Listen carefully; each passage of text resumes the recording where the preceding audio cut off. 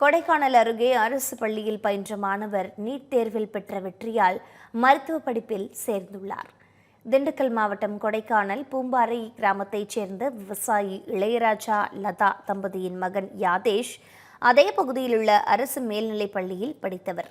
12ஆம் வகுப்பில் 525 மதிப்பெண்கள் பெற்ற யாதேஷ் மருத்துவராக வேண்டுமென்ற கனவோடு கடந்த ஆண்டு நீட் தேர்வு எழுதியிருந்தார். முதல் முயற்சியில் வெற்றி கிடைக்காத நிலையில் ஓராண்டு கால பயிற்சிக்கு பின்னர் மீண்டும் நீட் தேர்வு எழுதி 465 மதிப்பெண்களை பெற்றார்.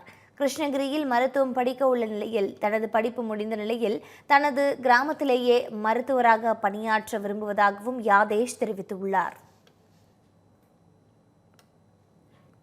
12th முடித்தவொடனே ஃபஸ்ட் இயர் வந்துட்டு நீட் எழுதினேன். அப்போ 219 மார்க் வந்துச்சு. அந்த மார்க் வந்துட்டு பத்தலை. திரும்ப செகண்ட் அட்டெம்ப்ட் பண்ணேன். திருச்சியில் வந்துட்டு எய்ம்ஸ் இன்ஸ்டியூட்டில் வந்துட்டு கோச்சிங் எடுத்தேன். அது மூலமாக இப்போ 416 மார்க் எடுத்திருக்கேன். இப்போ செயின்ட் பீட்டர்ஸ் மெடிக்கல் காலேஜில் 7.5 ரிசர்வேஷன் மூலமாக சீட் எடுத்திருக்கேன். தேங்க்யூ.